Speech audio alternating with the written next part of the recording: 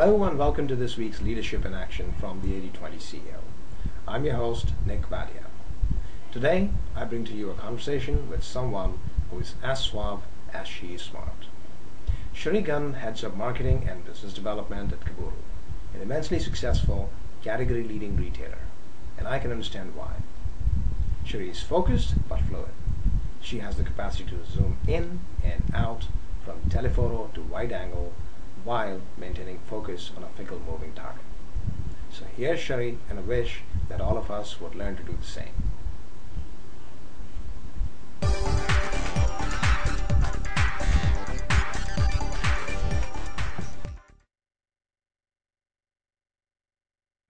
How do you identify the focus? How do you identify what to focus on, what not to focus on?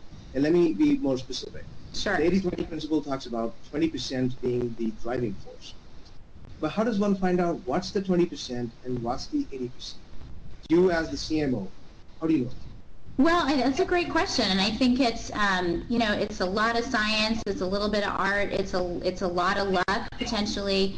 Finding that key point of focus is something that I think you said it just a few minutes ago. If it was easy, everybody would be doing it. So it's a combination of so many different things kind of coming together, and I think one of the key things that any really successful organization needs is somebody kind of steering the ship and providing that overall vision. We're really lucky because our CEO is an incredible visionary, and he's got a great balance of being able to be creative and look at all kinds of ideas, but ultimately sort of be able to come back to what that focus really is. And for any company, and especially a startup, when you have so many different opportunities that you can pursue, trying to identify that focus, I don't think it's a hard and fast approach or a rule or a process, or there's no real rule of thumb about, okay, this is how you identify your focus and this is how you stick to it. For a lot of companies and a lot of teams, a lot of executive teams, it's really an iterative process, and I think at Kaboodle, we've been through that as well. The company is very young. It's only about 3 years old, just over 3 years old. And, we've definitely sort of explored some other options in terms of what kinds of things we want to be doing. But we always kind of come back to where we know we have a core strength. And it's really about, ultimately, I think at the end of the day, that focus has to come from identifying what sort of need is unmet with the core target audience that you're trying to serve. And that's what we continue to come back to at Kaboodle. For us, we serve a wide variety of people, but the sweet spot for us is really sort of younger women, 18 to 34, who are interested in lifestyle goods and who are very passionate about shopping and about products and about product discovery.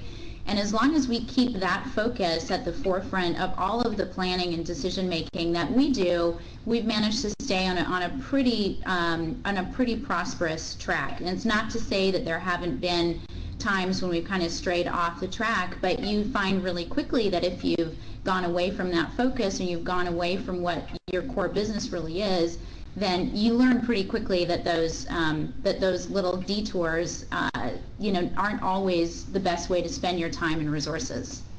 So I hear you say that while it is important to know the 20%, often you have to do some bit of the 80% and keep coming back to the 20%. So it's almost like you have to keep an eye on the big picture, but at the same time know where I am at the moment focused on.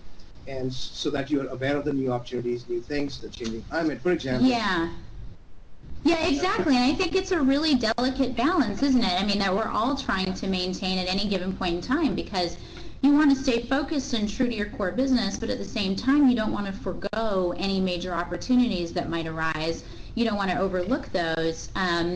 Sometimes behind door number one could be a really great opportunity that's very complementary. So you don't want to necessarily close the doors on those opportunities, but it absolutely is a fine balance. And I think that's part of the art about managing a business and really growing a business, is understanding where that balance really lies,